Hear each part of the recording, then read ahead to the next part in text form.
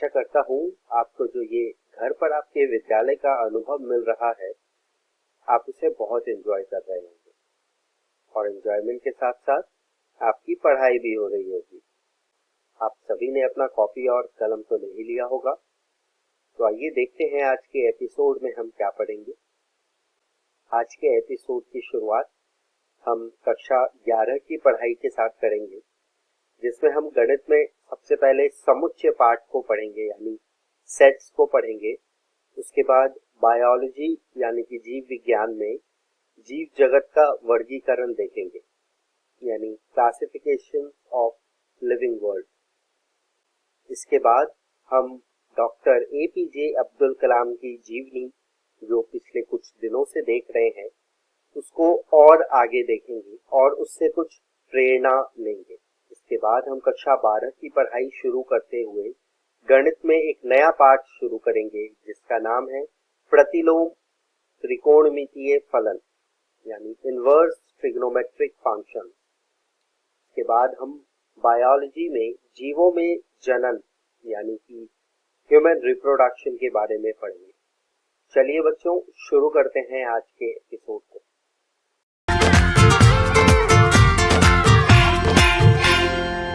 Hello दोस्तों, आपका इस वीडियो में स्वागत है। आज हम आपकी कक्षा 11वीं का अध्याय पहला पढ़ेंगे, जिसका नाम है समुच्चय भाग 6। आज हम इस वीडियो में पढ़ेंगे समुच्चय पर संक्रियाएं और समुच्चय का पूरक। ये देखते हैं समुच्चय पर संक्रियाओं में हम क्या पढ़ेंगे। समुच्चयों का सम्मिलन, समुच्चयों का सर्वनिष्ठ और साथ ही साथ सम्मिलन और सर्वनिष्ठ की संक्रियाओं के कुछ गुणधर्म। आइए जानते हैं समुच्चयों का सम्मिलन किसे कहते हैं। सम्मिलन वह समुच्चय है जिसमें A के सभी अवयवों के साथ B के सभी अवयव हों तथा उभयनिष्ठ अवयवों को केवल एक बार लिया गया हो। U का प्रयोग सम्मिलन को निरूपित करने के लिए किया जाता है। मतलब हमारे पास एक समुच्चय है A और एक समुच्चय है B। उन दोनों के अवयवों को एक साथ लिखने पर वो हमें समुच्चयों के सम्मिलन को दर्शाते हैं तथा उभयनिष्ठ अवयवों को केवल एक बार लिया गया हो। समुच्चयों का सम्मिलन करते समय जो उभयनिष्ठ अवयव हैं, उभयनिष्ठ अवयव का मतलब जो अवयव दो बार लिखे गए हैं, जो अवयव समुच्चय A में भी है और जो अवयव समुच्चय B में भी है, उन दोनों अवयवों को खाली एक बार लिया गया हो, उसे हम उभयनिष्ठ अवयव कहते हैं। और हम लोग सम्मिलन को निरूपित करने के लिए इस साइन का प्रयोग करते हैं। ओके दोस्तों, आइए उदाहरण के माध्यम से जानते हैं। माना हमारे पास एक समुच्चय है A 2 4 6 8 और एक समुच्चय है B 6 8 10 12। हमें ये बताना है कि क्या A B का सम्मिलन है। हमने A के और B के समुच्चयों के अवयवों को एक साथ लिखा और हमें क्या ज्ञात हुआ, समुच्चयों का सम्मिलन, जो क्या थे 2 4 6 8 10 और 12। जब हमने A समुच्चय के अवयव को देखा, उसके अंदर 6 और 8 था और B समुच्चय के अंदर देखा, उसमें भी 6 और 8 था। तो ये हमारे कौन से अवयव हो गए, उभयनिष्ठ अवयव। हमें क्या करना था, उभयनिष्ठ अवयवों को खाली एक बार लिखना था। ओके दोस्तों, समुच्चयों का सम्मिलन समझ गए आप। आइए अगला प्रश्न देखते हैं। माना A हमारे पास एक समुच्चय है, उसके अंदर अवयव है A E I O U और B हमारे पास एक समुच्चय है, उसके अवयव है A I U। हमसे ये क्या पूछ रहा है कि क्या A B का सम्मिलन है या नहीं। A का सम्मिलन और A का सम्मिलन हमने B से जब निकाला तो हमने क्या लिखा, A E I O U, क्योंकि B के सारे अवयव A के अंदर पहले से ही हैं, तो हमें इसे दोबारा लिखने की जरूरत नहीं पड़ी। ये बात करते हैं समुच्चयों का सर्वनिष्ठ। समुच्चय A और B का सर्वनिष्ठ उन सभी अवयवों का समुच्चय है जो A और B दोनों में हो। प्रतीकात्मक रूप से हम इसे लिखते हैं A सर्वनिष्ठ है B का। मतलब ऐसे अवयव जो समुच्चय A में भी हो और समुच्चय B में भी हो, उसको हम समुच्चयों का सर्वनिष्ठ कहते हैं। आइए उदाहरण के माध्यम से जानते हैं। माना हमारे पास एक ए समुच्चय है, उसके अंदर अवयव है ए ई आई ओ यू, और एक समुच्चय है बी, उसके अंदर अवयव है ए आई यू। हमें ये देखना है दोनों समुच्चयों में कि ऐसे कौन से अवयव हैं जो दोनों में हैं। ए है दोनों में, यस, आई भी दोनों में है और यू भी दोनों में है, तो हमारा ए का सर्वनिष्ठ बी क्या होगा, ए आई यू। ओके दोस्तों, आइए सम्मिलन की संक्रियाओं के कुछ गुणधर्म की बात करते हैं। पहला, ए सम्मिलन अगर बी से है तो बी सम्मिलन ए के बराबर होगा। इसको हम क्रम विनिमय नियम के द्वारा जानते हैं। दूसरा, ए का सम्मिलन बी से है और ए बी के सम्मिलन के साथ अगर हम सी का सम्मिलन कर दें तो वो बराबर होगा बी और सी के सम्मिलन के साथ, और उसका सम्मिलन अगर हम ए से कर दें तो वो उन दोनों के बराबर होगा। तो ये हमारा कौन सा नियम है, साचर्य नियम। तीसरा, अगर ए का सम्मिलन हम रिक्त समुच्चय से करें तो हमें क्या ज्ञात होगा, ए समुच्चय। इसे हम कहते हैं तत्समक नियम। अगर हम ए का सम्मिलन ए के साथ करें तो हमें क्या ज्ञात होगा, ए समुच्चय। हम इसको कहते हैं वर्ग सम नियम। लास्ट, अगर हम सार्वत्रिक समुच्चय का सम्मिलन करें ए के साथ तो हमें क्या ज्ञात होगा, सार्वत्रिक समुच्चय। इसको कहते हैं हम लोग यू का नियम। सर्वनिष्ठ की संक्रिया के कुछ गुणधर्म। ए सर्वनिष्ठ बी किसके बराबर होगा, बी सर्वनिष्ठ ए के बराबर होगा। इसको हम कहते हैं क्रम विनिमय नियम। ए सर्वनिष्ठ बी और इन दोनों के सर्वनिष्ठ के साथ अगर हम सी का सर्वनिष्ठ कर दें तो वो बराबर होगा बी सर्वनिष्ठ सी के, और अगर बी सर्वनिष्ठ सी के साथ अगर हम ए का सर्वनिष्ठ कर दें तो हमारा वो दोनों बराबर होंगे। उसे हम कहते हैं साचर्य नियम। हम रिक्त समुच्चय का सर्वनिष्ठ ए के साथ कर दें तो हमें क्या ज्ञात होगा, रिक्त समुच्चय। अगर हम ए का सर्वनिष्ठ ए के साथ करें तो हमें क्या ज्ञात होगा, ए समुच्चय। इसे हम कहते हैं वर्ग सम नियम। अब आइए हम लोग कुछ नियम को आरेख के द्वारा समझते हैं। आइए अब बात करते हैं क्रम विनिमय नियम की। क्रम विनिमय नियम क्या होता है। अगर हमें ए सम्मिलन बी और बी सम्मिलन ए दोनों को बराबर दर्शाना है तो हम कैसे दिखाएंगे, पहले हम ए सम्मिलन बी को दर्शाएंगे। हमारे पास एक ए समुच्चय है और एक बी समुच्चय है, दोनों का सम्मिलन कर दिया। अब बात करते हैं बी सम्मिलन ए की। पहले हमने बी समुच्चय बनाया, फिर हमने ए समुच्चय को दर्शाया। जब हमने देखा कि ए का सम्मिलन बी के साथ करने पर और बी का सम्मिलन ए के साथ करने पर दोनों बराबर आते हैं तो ये हमारे क्या है, बराबर है। ए का सर्वनिष्ठ बी के साथ, आइए ए समुच्चय बनाया हमने और एक बनाया हमने बी समुच्चय। जो ये डार्क पोर्शन है ये हमारा क्या दर्शा रहा है, ए सर्वनिष्ठ बी। ऐसे ही अगर ए सर्वनिष्ठ सी चाहिए हमें तो हमें कैसे पता चलेगा, ए का समुच्चय बनाया फिर सी का बनाया, और जो ये बीच वाला पोर्शन है डार्क वाला ये हमें क्या दर्शा रहा है, ए सर्वनिष्ठ सी। बात करते हैं ए सर्वनिष्ठ बी और ए सर्वनिष्ठ सी का सम्मिलन। पहले हमें ये क्या दिखाना है, ए सर्वनिष्ठ बी। ए और बी में ऐसे कौन सा जगह है जो ए और बी में दोनों में आ रहा है, तो ये जो येलो वाला पोर्शन है और ये हल्का ग्रीन वाला पोर्शन है वो हमें क्या दिखा रहा है, ए सर्वनिष्ठ बी। अब ऐसे अब हमें क्या दर्शाना है, ए सर्वनिष्ठ सी, एक ऐसा पोर्शन जो ए में भी है और सी में भी है। तो ये हल्का पीला कलर और पीला कलर हमें क्या दर्शा रहा है, ए सर्वनिष्ठ सी। हमें इन दोनों का सम्मिलन दर्शाना। अगर हमें दोनों के सम्मिलन को दर्शाना है तो सारी जगह आ जाएगी जहां पे हमने कलर किया हुआ है। जैसे ये सारी जगह ये हमारी क्या दर्शाएंगी, ए सर्वनिष्ठ बी और ए सर्वनिष्ठ सी के सम्मिलन को। ओके दोस्तों, आइए अब बात करते हैं समुच्चय का अंतर क्या होता है। माना हमारे पास एक ए समुच्चय है 1 2 3 4 5 6 और एक समुच्चय है बी 2 4 6 8। हमें ज्ञात करना है क्या a माइनस बी क्या होगा, कि a माइनस बी, ए समुच्चय को अगर हम b में से घटा दें तो हमें क्या ज्ञात होगा। जब हमने एक समुच्चय के अंदर से b के समुच्चय के अवयवों को हटाया तो हमें ज्ञात हुआ 1 3 और 5। कैसे, ए के समुच्चय कौन कौन से थे? 1 2 3 4 5 6। बी समुच्चय के अवयव कौन कौन से थे? 2 4 6 और 8। जब हमने बी समुच्चय के अवयव 2 4 6 8 हटाए ए समुच्चय में से, तो हमें क्या ज्ञात हुआ?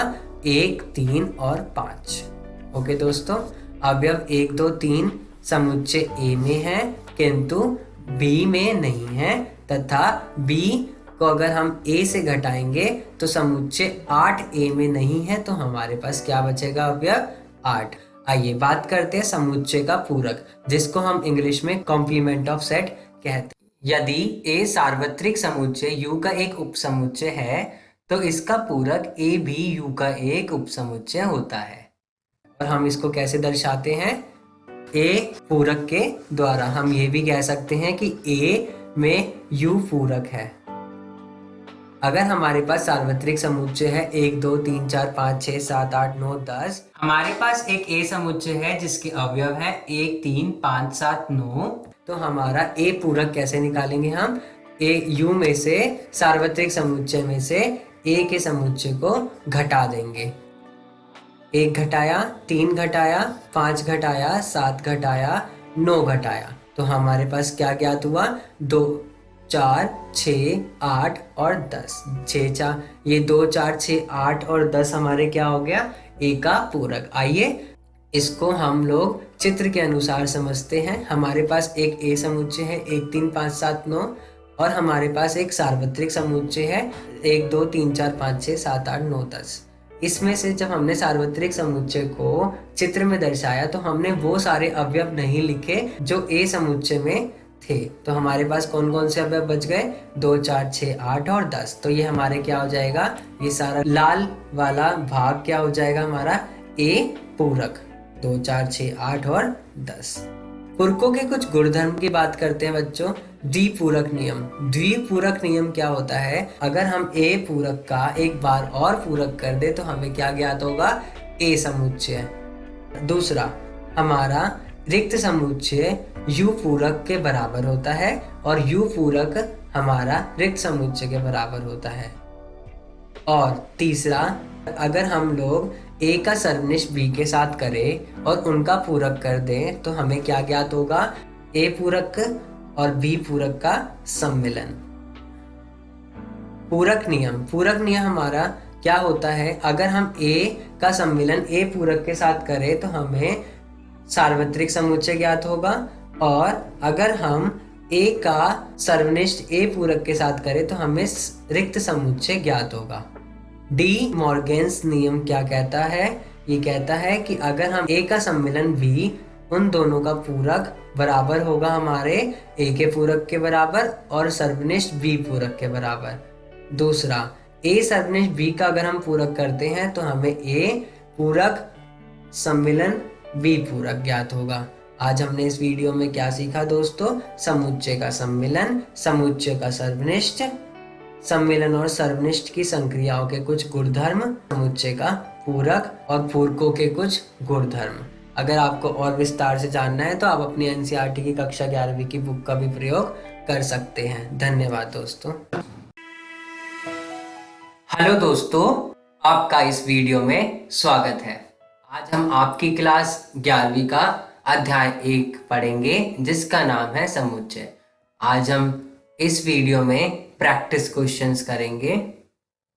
तो आइए शुरुआत करते हैं प्रश्न 1 से। प्रश्न 1 क्या कहता है? दिखाइए कि शब्द CATARACT के वर्ण विन्यास के अक्षरों का समुच्चय तथा शब्द TRACT के वर्ण विन्यास अक्षरों का समुच्चय समान है। मतलब हमें ये दर्शाना है कि ये जो CATARACT के वर्ण हैं और TRACT के वर्ण विन्यास दोनों के वर्ण बराबर हैं, ये दर्शाना है। आइए तो शुरुआत करते हैं। मान लीजिए कि X हमारा एक समुच्चय है जिसके लेटर हैं CATARACT।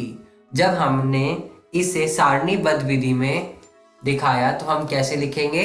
X बराबर CATR। बाकी के अवयवों को हमने इसीलिए नहीं लिखा क्योंकि वो अवयव दोहराए जा रहे थे। जब हम सारणीबद्ध विधि को करते हैं तो हम अवयवों की संख्या को एक बार लिखते हैं, दोबारा नहीं लिखते, जो अवयव दोहराए जाते हैं। दूसरा, मान लेते हैं एक समुच्चय है हमारे पास y, उसके अवयव है TRACT। TRACT को जब हमने सारणीबद्ध विधि में लिखा तो हमने क्या लिखा, y बराबर TRAC। t हमने इसलिए नहीं लिखा क्योंकि t जो है 2 बार दोहराया गया था, इसलिए हमने क्या लिखा, उसे एक बार लिखा। तो हमारे 2 समुच्चय हो गए, कौन कौन से, x समुच्चय जिसके अवयव है CATR, और एक हो गया हमारा y समुच्चय जिसके अवयव है TRAC। जब हमने देखा कि क्या दोनों के अवयव समान हैं तो सबसे पहले हमने C देखा, क्या C y समुच्चय के अवयव में है, यस है, A भी है और T भी है और R भी y समुच्चय के अवयवों में है। जैसा कि हमने देखा कि सारे अवयव x के y में हैं और y के सारे अवयव x में हैं, तो क्या हम इसको ऐसे लिख सकते हैं, क्योंकि x का प्रत्येक अवयव y में है तथा y का प्रत्येक अवयव x में है, अतः हम इसे ये कह सकते हैं कि x बराबर है y के। तो आइए अगला प्रश्न देखते हैं, प्रश्न 2। प्रश्न 2 क्या कहता है, एक बाजार अनुसंधान समूह ने 1000 उपभोक्ताओं को सर्वेक्षण किया और सूचित किया कि 720 उपभोक्ताओं ने उत्पाद A तथा 450 उपभोक्ताओं ने उत्पाद B पसंद किया। दोनों उत्पादों को पसंद करने वाले उपभोक्ताओं की न्यूनतम संख्या क्या है। मतलब एक बाजार अनुसंधान समूह ने 1000 उपभोक्ताओं को सर्वेक्षण किया और बताया कि 720 जो उपभोक्ता हैं वो उत्पाद A को पसंद करते हैं और 450 उपभोक्ता जो हैं वो उत्पाद B को पसंद करते हैं। हमें ये दर्शाना है कि उत्पाद A और उत्पाद B दोनों को पसंद करने वाले उपभोक्ताओं की न्यूनतम संख्या क्या है। आइए देखते हैं। मान लीजिए कि U जो है हमारे पास सर्वेक्षण उपभोक्ताओं का एक समुच्चय है। सर्वेक्षण उपभोक्ता कितने हैं, 1000, और जो S है उन उपभोक्ताओं का समुच्चय है जिन्होंने उत्पाद A को पसंद किया है, और जो T है यहाँ पर उन उत्पादों का समुच्चय है जिन्होंने उत्पाद B को पसंद किया है। आइए देखते हैं हमें क्या क्या दिया हुआ है। यहाँ पे NU सर्वेक्षण किए गए सभी उपभोक्ताओं की संख्या कितनी है, 1000, और NS क्या दर्शा रहा है, NS उन उपभोक्ताओं को दर्शा रहा है जो उत्पाद A को पसंद करते हैं, वो कितने हैं, 720। NT उन उपभोक्ताओं को दर्शा रहा है जो लोग उत्पाद B को पसंद करते हैं, वो कितने हैं, 450। इस प्रकार हम इस सूत्र का प्रयोग करते हैं, NS सम्मिलन T बराबर NS plus NT minus NS सर्वनिष्ठ T। तो इस सूत्र के अनुसार हमने इस सूत्र में संख्या को डाला तो हमें क्या ज्ञात हुआ, 1000 बराबर 720 plus 450 minus NS सर्वनिष्ठ T। NS सर्वनिष्ठ T बराबर कितना आया, 170। मतलब वो लोग हैं जो उत्पाद A को और उत्पाद B को दोनों को पसंद करते हैं, वो कितने हमारे, 170। तो हम ये लिख सकते हैं कि दोनों उत्पादों को पसंद करने वाले उपभोक्ता की न्यूनतम संख्या 170 है। आइए देखते हैं प्रश्न 3। प्रश्न 3 क्या कहता है, एक महाविद्यालय में फुटबॉल के लिए 38, बास्केटबॉल के लिए 15 और क्रिकेट के लिए 20 पदक प्रदान किए गए। यदि ये पदक कुल 58 लोगों को मिले और केवल 3 लोगों को तीनों खेलों के लिए मिले, तो कितने लोगों को 3 में से ठीक 2 के लिए मिलेंगे। मतलब एक महाविद्यालय में पदक प्रदान किए गए। कौन कौन से खेलों में? फुटबॉल में 38, बास्केटबॉल में 15 और क्रिकेट में 20। और ये पदक कुल 58 लोगों को मिले, जिनमें से 3 लोग ऐसे थे कि उनको तीनों ही खेलों में पदक प्रदान हुए। तो हमें ये बताना है कि ऐसे कितने लोग हैं जिनको किन्हीं 2 खेलों में पदक प्रदान हुए। मतलब हमें क्या निकालना है? NF सर्वनिष्ठ B, मतलब फुटबॉल में भी प्रदान हुआ या फिर बास्केटबॉल में भी प्रदान हुए, प्लस NF सर्वनिष्ठ C, या तो फुटबॉल में और क्रिकेट में, प्लस NB सर्वनिष्ठ C, मतलब बास्केटबॉल में और क्रिकेट में। तो हमें ये ज्ञात करना। आइए देखते हैं क्या क्या दिए हुए हैं हमें। मान लीजिए कि तथा उन लोगों के समुच्चय को निरूपित करते हैं जिन्हें क्रमश फुटबॉल, बास्केटबॉल और तथा क्रिकेट के लिए पदक मिले। तो NF वो लोग हैं जिनको फुटबॉल में पदक प्रदान हुए, वो कितने हैं? 38। NB जिनको बास्केटबॉल में पदक प्रदान हुए, वो कितने हैं? 15। NC जिनको क्रिकेट में पदक प्रदान हुए, वो कितने हैं? 20। NF सम्मिलन B सम्मिलन C, ये उन लोगों की संख्या है जिनको कुल मिलाकर 58 पदक प्रदान हुए। और NF सर्वनिष्ठ B सर्वनिष्ठ C वो कितना है? 3। मतलब ऐसे लोग जिनको तीनों ही खेलों में पदक प्रदान हुए, तो वो कितने लोग हैं? 3। तो इस प्रकार हम लोग इस सूत्र का प्रयोग करते हैं। NF सम्मिलन B सम्मिलन C बराबर NF plus NB plus NC minus NF सर्वनिष्ठ B minus NF सर्वनिष्ठ C minus NB सर्वनिष्ठ C plus NF सर्वनिष्ठ B सर्वनिष्ठ C। जब हमने इस सूत्र में संख्या को डाला तो हमें क्या ज्ञात हुआ? 58 बराबर 38 plus 15 plus 20 minus NF सर्वनिष्ठ B minus NF सर्वनिष्ठ C minus NB सर्वनिष्ठ C plus 3। जब हमने इन तीनों की संख्या को ज्ञात किया तो हमें क्या मिला? 18। इसका मतलब 18 ऐसे लोग हैं जिनको फुटबॉल में और बास्केटबॉल में, फुटबॉल में और क्रिकेट में, बास्केटबॉल और क्रिकेट में पदक प्रदान हुए। ओके दोस्तों, आइए प्रश्न 4 करते हैं। प्रश्न 4 क्या कहता है? एक सर्वेक्षण में पाया गया कि 21 लोग उत्पाद A, 26 लोग उत्पाद B, 29 लोग उत्पाद C को पसंद करते हैं। यदि 14 लोग उत्पाद A तथा B को, 12 लोग उत्पाद C तथा A को, 14 लोग उत्पाद B तथा C को और 8 लोग तीनों ही उत्पादों को पसंद करते हैं, ज्ञात कीजिए कि कितने लोग केवल उत्पाद C को पसंद करते हैं। मतलब एक सर्वेक्षण हुआ और उसमें पाया गया कि 21 लोग उत्पाद A को पसंद करते हैं और 26 लोग उत्पाद B को पसंद करते हैं, 29 लोग उत्पाद C को पसंद करते हैं और 14 लोग ऐसे हैं जो उत्पाद A को और B को दोनों को पसंद करते हैं। 12 लोग ऐसे हैं जो उत्पाद C और A को पसंद करते हैं।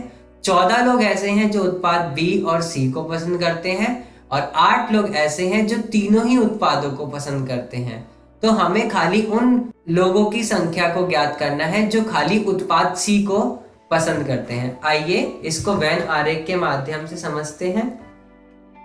सबसे पहले हम देखते हैं प्रश्न के अनुसार हमें क्या क्या दिया हुआ है।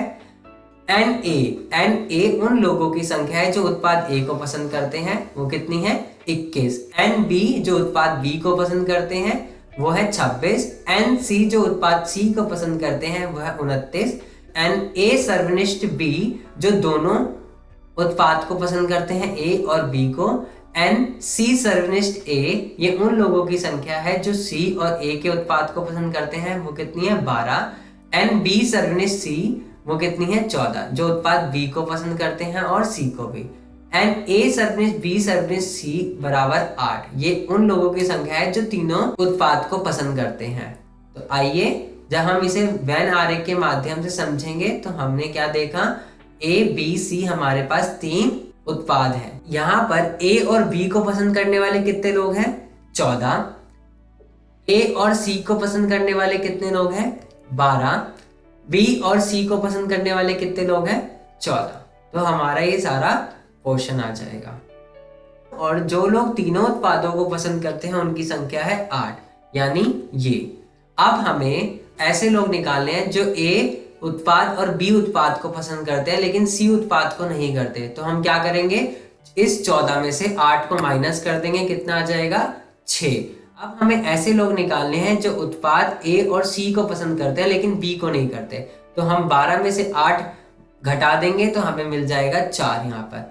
अब हम ऐसे लोग निकालेंगे जो बी और सी को पसंद करते हैं लेकिन उत्पाद ए को पसंद नहीं करते। तो हम 14 में से इस 8 को घटा देंगे तो हमें क्या मिल जाएगा, 6।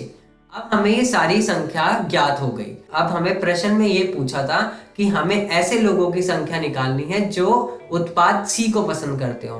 उत्पाद सी को कितने लोग पसंद करते हैं, पहले ये देखते हैं। 29 लोग पसंद करते हैं। अगर मैं 29 में से ये 4 और 8 और 6 घटा दूं, क्योंकि ये ऐसे लोग हैं जो ए में भी आ रहे हैं और बी में भी आ रहे हैं और ए और बी दोनों में आ रहे हैं। अगर मैं इन संख्या को घटा दूं 29 में से तो मेरे को वो वाले लोग मिल जाएंगे जो उत्पाद सी को, केवल उत्पाद सी को पसंद करते हैं। तो केवल उत्पाद सी के लिए मैंने 29 में से 4, 8 और 6 घटा दिया तो मुझे क्या मिला, 11। 11 ऐसे लोग हैं जो केवल उत्पाद सी को पसंद करते हैं। ओके दोस्तों, आज हमने क्या सीखा, बहुत सारे प्रैक्टिस क्वेश्चन। अगर आपको और विस्तार में जानना है तो आप अपनी एनसीईआरटी की कक्षा 11वीं की बुक का भी प्रयोग कर सकते हैं। धन्यवाद दोस्तों। हेलो दोस्तों, जीव विज्ञान की इस वीडियो में आपका स्वागत है।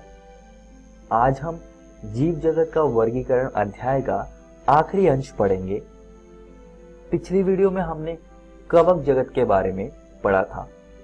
इस वीडियो में हम पादप जगत, जंतु जगत, विषाणु, विरियोइड तथा लाइकन के बारे में चर्चा करेंगे। चलिए पादप जगत से शुरू करते हैं। इस जगत में सारे पेड़ पौधे आते हैं। अब हम इसकी कुछ विशेषताओं को जानेंगे। इसमें यूकैरियोटिक, जिनमें क्लोरोफिल होती, वे जीव पाए जाते हैं। इनकी कोशिका भित्ति सेल्यूलोज से बनी होती है। इसमें कुछ जीव परपोषित हैं, जैसे कि वीनस फ्लाईट्रैप। वीनस फ्लाईट्रैप दोस्तों कुछ इस प्रकार का दिखता है। ये दूसरे जीवों पर भोजन के लिए निर्भर रहता है। पादप जगत को हम आने वाले वीडियोस में विस्तार से पढ़ेंगे। आइए अब जंतु जगत के बारे में जानते हैं। इसमें यूकैरियोटिक बहुकोशिक जीव आते हैं। इनकी कोशिका भित्ति नहीं होती है। ये जीव परपोषित है। और दोस्तों इसमें हम मानव भी आते हैं। जंतु जगत को भी हम आने वाली वीडियोस में विस्तार से समझेंगे। चलिए दोस्तों अब विषाणु यानी कि वायरस को जानते हैं। दोस्तों आप कभी ना कभी बीमार तो हुए ही होंगे। क्या आपने सोचा है यह किसकी वजह से होता है? मनुष्य में दोस्तों बीमारी का मुख्य कारण विषाणु भी है। जो विषाणु सर्दी करते हैं वह कुछ इस प्रकार के दिखते हैं। और अगर हम इसको थोड़ा और ध्यान से देखें दोस्तों, तो विषाणु के पास वायरल जीनोम होता है, जिसमें कि डीएनए या आरएनए हो सकता है। इनके पास एक प्रोटीन आवरण भी होता है जिसको हम कैप्सिड कहते हैं। और दोस्तों ये विषाणु अकोशिक होते हैं, यानी कि इनमें कोशिकाएं नहीं होती हैं। आइए दोस्तों अब देखते हैं कि विषाणु यानी कि वायरसेस की खोज कैसे की गई थी। वायरस शब्द, इसका अर्थ विष अथवा विषैला तरल है। दिमित्री इवानोविस्की ने 1892 में तंबाकू के मोज़ैक रोग के रोगाणुओं का पता लगाया था। इन्होंने बताया कि ये रोगाणु बैक्टीरिया से भी छोटे हैं क्योंकि ये बैक्टीरिया प्रूफ फिल्टर से निकल जाते हैं। फिर बाद में M.W. बेजरनिक ने 1898 में दर्शाया कि संक्रमित पौधे का रस स्वस्थ पौधों को भी संक्रमित कर देता था और इस रस को उन्होंने कंटेजियम विवियम फ्लूइडियम कहा। फिर W.M. स्टैनली ने 1935 में दर्शाया कि इन वायरसेस को रवेदार बनाया जा सकता है। इसमें रवे में मुख्यतः प्रोटीन होता है। दोस्तों जरा यहाँ देखिए, यह TMV यानी कि टोबैको मोजाइक वायरस का चित्र है जिसमें कि मैंने RNA और कैप्सिड को दर्शाया हुआ है। ये आपकी NCERT किताब का चित्र है और ये वायरस तंबाकू मोजाइक रोग करता है। और यहाँ पर देखिए, यह जीवाणु भोजी है। ये भी एक विषाणु है जो कि बैक्टीरिया को संक्रमित करता है। इसके अलग अलग भाग हैं: शीर्ष, कॉलर, आच्छद और तंतुपूछ। आइए दोस्तों आगे बढ़ते हैं और अब हम विरियोइड को समझेंगे। सन 1971 में T.O. डाइनर ने इसकी खोज की थी। इन्होंने पोटैटो स्पिंडल नामक रोग से इनको खोजा था जिसमें कि संक्रमित आलू का आकार लंबा सा हो जाता है। विरियोइड मुक्त RNA होता है। इसमें प्रोटीन आवरण नहीं होता है। आइए दोस्तों अब लाइकन को समझते हैं। इसके बारे में हम अपनी पहले वाले वीडियो में भी बात कर चुके हैं। यह एक सहजीवी संबंध है फंजाई और शैवालों का, जिसमें कि फंजाई वाले भाग को हम माइकोवायंट कहते हैं और शैवाल वाले भाग को हम शैवलांज यानी कि फाइकोबायोन्ट कहते हैं। यहाँ पर दोस्तों ये अध्याय जीव जगत का वर्गीकरण समाप्त होता है। इस वीडियो में हमने पादप जगत को जाना, हमने जंतु जगत के बारे में भी थोड़ी सी चर्चा करी, हमने विषाणु और विरियोइड को जाना जिसमें कि हमने इसकी कुछ विशेषताएं और इसके स्ट्रक्चर को समझा, और आखिरी में हमने लाइकन को जाना। दोस्तों आज हमने आपकी एनसीईआरटी किताब के 3 टॉपिक्स को खत्म कर लिया है। आप इनको जरूर घर से किताब से पढ़कर आइएगा। अगली वीडियो में हम एक नया अध्याय वनस्पति जगत को शुरू करेंगे।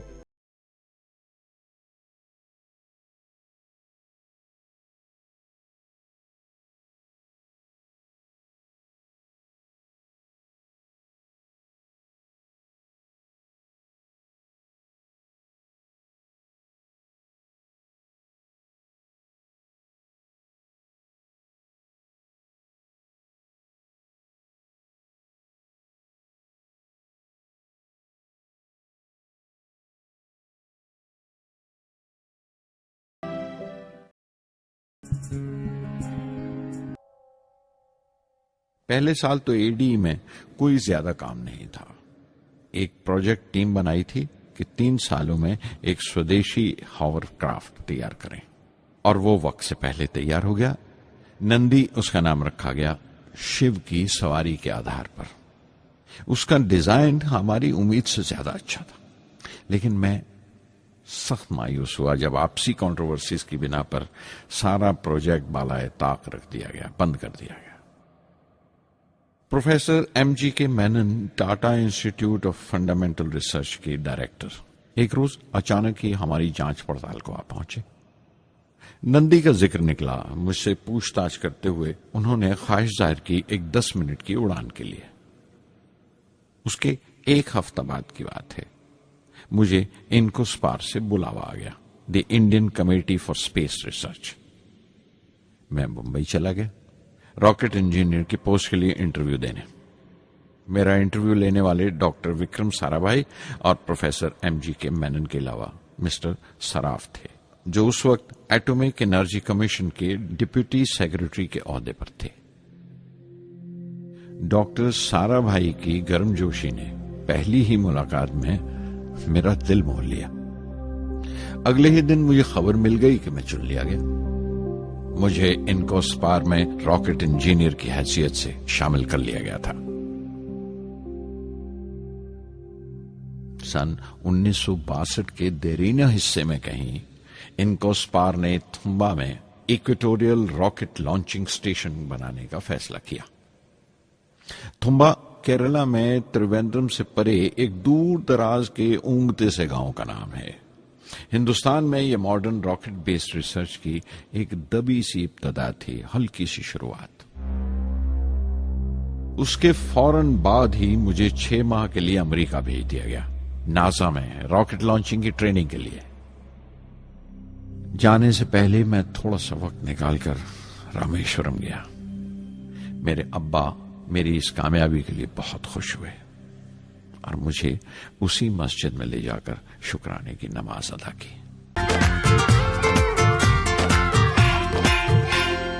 नमस्कार दोस्तों, प्रतिलोम त्रिकोणमितीय फलन के भाग 1 के वीडियो में आपका स्वागत है। तो चलिए जानते हैं इसमें हम क्या पढ़ेंगे। प्रतिलोम फलन तथा मुख्य मान शाखा। तो चलिए शुरू करते हैं प्रतिलोम फलन की परिभाषा से।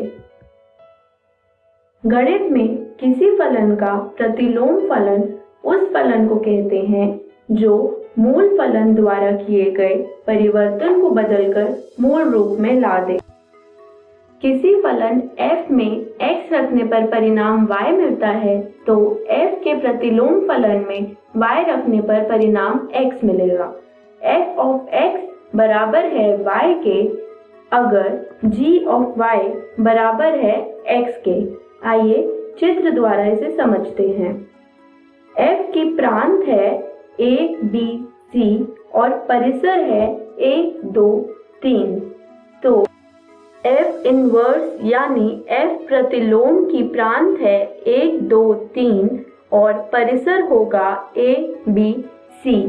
आइए इसे उदाहरण द्वारा समझते हैं।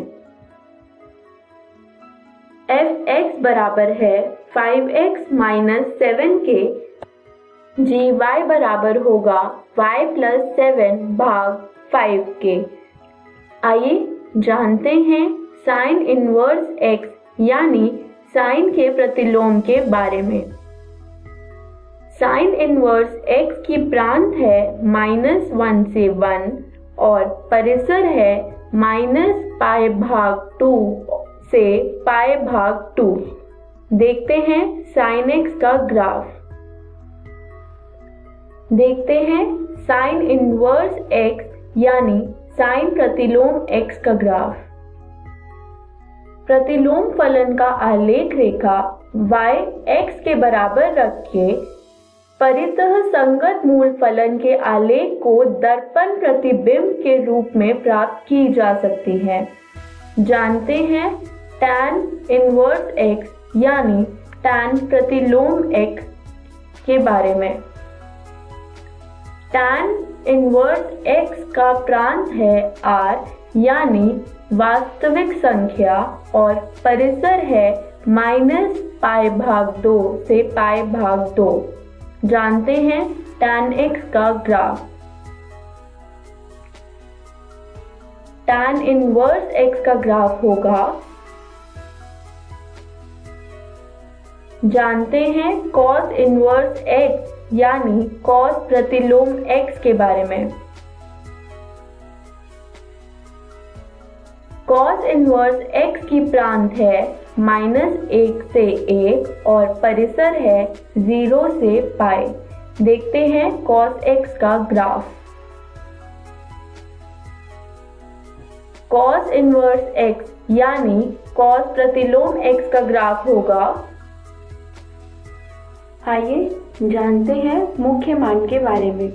शुरू करते हैं परिभाषा से।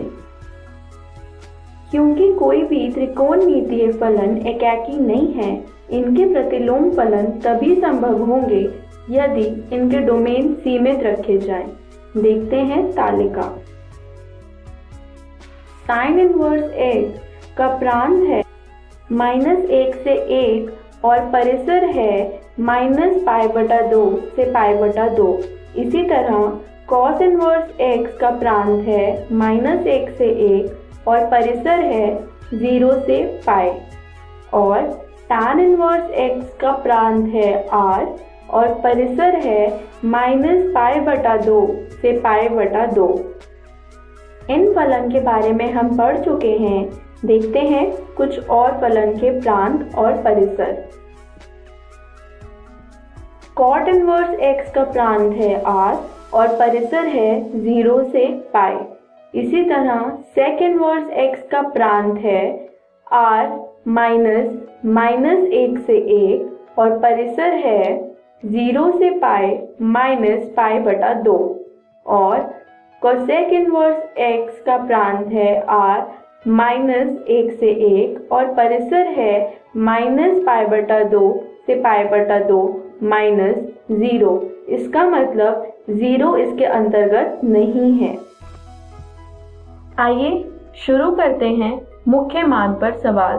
पहला सवाल है sin इनवर्स -1/2 का मुख्य मान ज्ञात कीजिए। हल देखते हैं। मान लीजिए कि sin इनवर्स यानी sin प्रतिलोम -1/2 y के बराबर है। अतः sin y बराबर होगा -1/2 के, जो कि बराबर होगा -sin π/6 के। यहाँ हमने π/6 इसलिए लिखा है क्योंकि हम जानते हैं sin π/6 बराबर है 1/2 के, जो कि बराबर होगा sin -π/6 के। यहाँ हम -π/6 इसलिए लिखा है क्योंकि हमें ज्ञात है कि sin इनवर्स x यानी sin प्रतिलोम x की मुख्य शाखा का परिसर -π/2 से π/2 होता है, जो कि इसके अंतर्गत आएगा। और sin -π/6 बराबर है -1/2 के। इसलिए sin इनवर्स -1/2 का मुख्य मान है -π/6। देखते हैं अगला प्रश्न। tan इनवर्स -√3 का मुख्य मान ज्ञात कीजिए। देखते हैं हल। मान लीजिए कि tan इनवर्स -√3 बराबर है y के। अतः tan y बराबर होगा -√3 के, जो कि बराबर होगा -tan π/3 के। यहाँ हमने π/3 इसलिए लिखा है क्योंकि हम जानते हैं tan π/3 बराबर है √3 के, जो कि बराबर होगा tan -π/3 के। क्योंकि हमें ज्ञात है tan इनवर्स x की मुख्य शाखा का परिसर -π/2 से π/2 होता है और -π/3 इसके अंतर्गत आता है। और tan इनवर्स -π/3 -√3 के बराबर है। तो फिर tan इनवर्स -√3 का मुख्य मान है -π/3। आइए देखते हैं तीसरा सवाल। कोसेक इनवर्स यानी कोसेक प्रतिलोम 2 का मुख्य मान ज्ञात कीजिए। देखते हैं हल। मान लीजिए कोसेक इनवर्स 2 बराबर है y के, जिसका मतलब कोसेक y बराबर होगा 2 के। या कोसेक π/6, यहाँ मैंने π/6 इसलिए लिखा क्योंकि कोसेक π/6 बराबर होता है 2 के। और हमें ज्ञात है कि कोसेक इनवर्स x यानी कोसेक प्रतिलोम x का मुख्य शाखा का परिसर -π/2 से π/2 -0 होता है। इसका मतलब कोसेक इनवर्स 2 यानी कोसेक प्रतिलोम 2 का मुख्य मान है पाई भाग 6। देखते हैं अगला सवाल। कोसेक इनवर्स वर्गमूल 3 भाग 2 का मुख्य मान ज्ञात कीजिए। शुरू करते हैं हल। मान लीजिए कोसेक इनवर्स वर्गमूल 3 भाग 2 बराबर है y के। इसका मतलब cos y बराबर होगा वर्गमूल 3 भाग 2 के, यानी cos पाई भाग 6, क्योंकि cos पाई भाग 6 बराबर होता है वर्गमूल 3 भाग 2 के। हमें ज्ञात है cos इनवर्स x यानी cos प्रतिलोम x की मुख्य शाखा का परिसर 0 से पाई होता है। इसका मतलब cos इनवर्स वर्गमूल 3 भाग 2 का मुख्य मान है पाई भाग 6। तो आइए जानते हैं इस वीडियो में हमने क्या सीखा। प्रतिलोम फलन और मुख्य मान शाखा जानते हैं। अगली वीडियो में हम सीखेंगे प्रतिलोम फलन के गुण। धन्यवाद।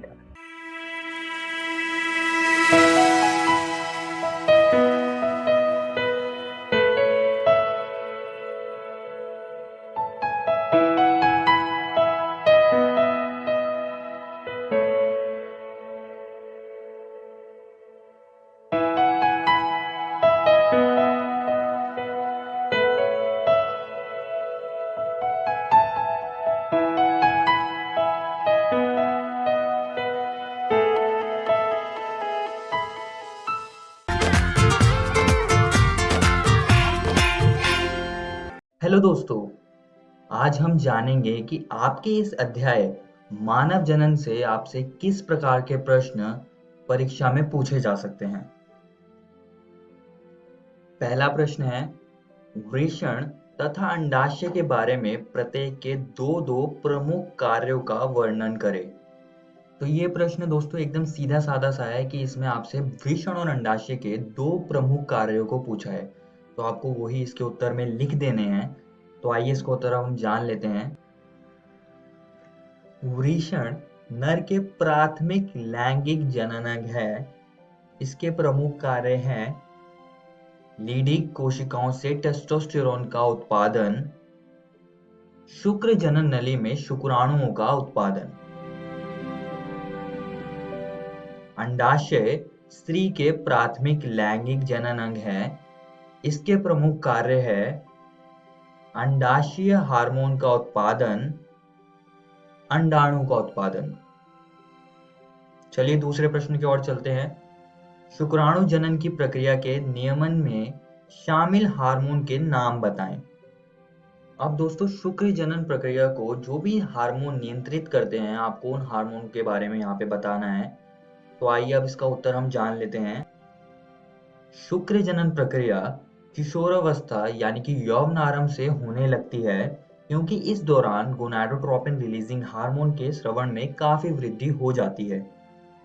गोनाडोट्रोपिन रिलीजिंग हार्मोन के स्तर में वृद्धि के कारण यह अग्र पीयूष ग्रंथि यानी कि एंटीरियर पिट्यूटरी ग्लैंड पर कार्य करता है। ल्यूटिनाइजिंग हार्मोन LH और फॉलिकल स्टिमुलेटिंग हार्मोन FSH का स्रवण होता है।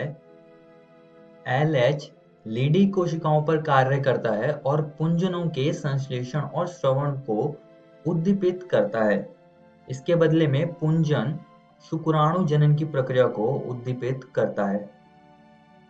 FSH सर्टोली कोशिकाओं पर कार्य करता है और कुछ घटकों के श्रवण को उद्दीपित करता है, जो शुक्राणु जनन की प्रक्रिया में सहायता करते हैं। तीसरा प्रश्न है, निम्नलिखित के कार्य बताएं। पहला है पित्तपिंड, गर्भाशय अंतःस्तर, अग्रपिंडक, शुक्राणु पुच्छ और झालर। तो दोस्तों ऐसे प्रश्नों में आपको शब्द दिए हुए हैं और आपको इसके कार्य लिखने हैं। तो सीधा सा प्रश्न है आपको और आपको इसका आंसर भी एक एक करके इन शब्दों का लिखना है। पहला शब्द है पित्तपिंड। पित्तपिंड प्रोजेस्टेरॉन की बड़ी मात्रा को स्रावित करता है, जो गर्भाशय अंतःस्तर के रखरखाव के लिए आवश्यक है। दूसरा शब्द है गर्भाशय अंतःस्तर। यह गर्भाशय की भीतरी परत है जो कि मनुष्यों और कुछ अन्य स्तनधारियों में मासिक धर्म के दौरान नष्ट हो जाती है। यह निषेचित अंडाणु और अन्य गर्भावस्था गतिविधियों के अंतरोपण के लिए भी आवश्यक है। अगला शब्द है अग्रपिंडक। अग्रपिंडक एंजाइम से भरा होता है जो अंडाणु के निषेचन में मदद करता है। शुक्राणु पुच्छ, यह शुक्राणुओं को गति प्रदान करता है। और आखिरी है झालर, यह अंडोत्सर्ग के बाद अंडाणु को पकड़ने में मदद करता है। आइए अब अगले प्रश्न की ओर चलते हैं, जो कि है पुरुष की सहायक नलिकाओं एवं ग्रंथियों के प्रमुख कार्य क्या हैं। दोस्तों ये प्रश्न में सीधा सीधा है, तो आइए इसका उत्तर हम जान लेते हैं। पुरुष सहायक नलिकाओं के प्रमुख कार्य हैं शुक्राणु परिवहन में सहायता, शुक्राणुओं का अस्थायी भंडारण, पुरुष सहायक ग्रंथियों का स्राव सेमिनल प्लाज्मा का निर्माण करता है। ये स्राव fructose, ascorbic acid, citrate, calcium, कुछ अन्य एंजाइम और प्रोस्टाग्लैंडिन्स में समृद्ध है। ये स्राव तैरने के लिए शुक्राणुओं को पोषण और सक्रिय करते हैं। पांचवा प्रश्न है पुरुष जनन तंत्र का एक नामांकित आरेख बनाएं। तो इसमें आपको पुरुष जनन तंत्र का चित्र बना देना है, जो कि ऐसा आपको कुछ बनाना है और उसको आपको नामांकित कर देना है। आइए दोस्तों अगले प्रश्न की ओर चलते हैं, जो कि है दोस्तों आपको ऐसे प्रश्न कई बार पूछे जाएंगे जहां पर आपको कोई चित्र दे दिया जाएगा और उसके बारे में आपसे पूछेंगे। जैसे कि इसमें पूछा गया है कि इस अवस्था को पहचानें, और दूसरे में पूछा है कि ए और बी संरचना का नाम बताएं। तो आपको इसको कुछ इस तरीके से लिखना है। यहाँ पर देखिएगा, पहले आपको पहले प्रश्न का उत्तर लिख देना है कि ये जो संरचना थी वो कोरक पुट्टी थी, और फिर बाद में आपको ए और बी संरचना के बारे में लिखना है कि ए अंतर कोशिका समूह है और बी कोश कोरक है। बस इतना आपको लिख देना है। सातवां प्रश्न है आर्तव चक्र क्या है। आर्तव चक्र का कौन से हार्मोन नियमन करते हैं। तो इसमें आपको आर्तव चक्र के बारे में पूछा गया और इसमें जो हार्मोन इसको नियंत्रित करते हैं उसके बारे में आपसे पूछा गया है। तो आपको वही इसके उत्तर में लिख देना है। आइए इसका उत्तर अब हम जान लेते हैं। मादा प्राइमेटो यानी बंदर, कपी एवं मनुष्य आदि में होने वाला जनन चक्र को आर्तव चक्र या सामान्य जनों की भाषा में मासिक धर्म या माहवारी कहते हैं। प्रथम ऋतुस्राव या रजोधर्म की शुरुआत यौवनारंभ पर शुरू होती है, जिसे रजोदर्शन कहते हैं। स्त्रियों में यह आर्तव चक्र प्रायः 28 से 29 दिनों की अवधि के बाद दोहराया जाता है। इसलिए एक रजोधर्म से दूसरे रजोधर्म के बीच घटना चक्र को आर्तव चक्र कहा जाता है। आर्तव चक्र को नियंत्रित करने वाले हार्मोन हैं ल्यूटिनाइजिंग हार्मोन यानी कि LH, फॉलिकल स्टिमुलेटिंग हार्मोन यानी कि FSH, एस्ट्रोजन और प्रोजेस्टेरॉन। अगला प्रश्न है शुक्राणु जनन एवं वीर्य सेचन की परिभाषा लिखें। तो इसमें आपसे इन दोनों शब्दों की परिभाषा पूछी गई है, तो आपको वही इसके उत्तर में सीधे तरीके से लिख देनी है। पहले हम शुक्राणु जनन की लिखेंगे। शुक्राणु जनन शुक्राणु के परिपक्व शुक्राणु में परिवर्तन की प्रक्रिया है। वीर्य सेचन प्रक्रिया द्वारा शुक्राणु शुक्रजनक नलिकाओं से मोचित होते हैं। अगला प्रश्न है शुक्राणु का एक नामांकित आरेख बनाएं। अब ऐसे प्रश्नों में आपको शुक्राणु का चित्र बना देना है और उसको आपको नामांकित कर देना है। अगला प्रश्न है प्रसव क्या है। प्रसव को प्रेरित करने में कौन से हार्मोन शामिल होते हैं। तो उसमें आपसे प्रसव के बारे में पूछा और उसको कौन सा हार्मोन शुरू करता है उसके बारे में पूछा, तो आपको वही यहाँ पर लिख देने हैं। तो आइए इसका उत्तर हम जान लेते हैं। मानव गर्भावस्था की औसत अवधि लगभग 9 महीने है। गर्भावस्था के अंत में गर्भाशय के जोरदार संकुचन के कारण से शिशु का प्रसव होता है। शिशु के वितरण की प्रक्रिया को प्रसव कहते हैं। यह ऑक्सीटोसिन हार्मोन से प्रेरित है जो गर्भाशय की मांसपेशी पर कार्य करता है और मजबूत संकुचन का कारण बनता है। यहाँ पर दोस्तों आपके अध्याय मानव जनन का प्रैक्टिस क्वेश्चन का वीडियो खत्म होता है। अगली वीडियो में हम एक नया अध्याय शुरू करेंगे जिसका नाम है जनन स्वास्थ्य। धन्यवाद। सुनो घंटी बजे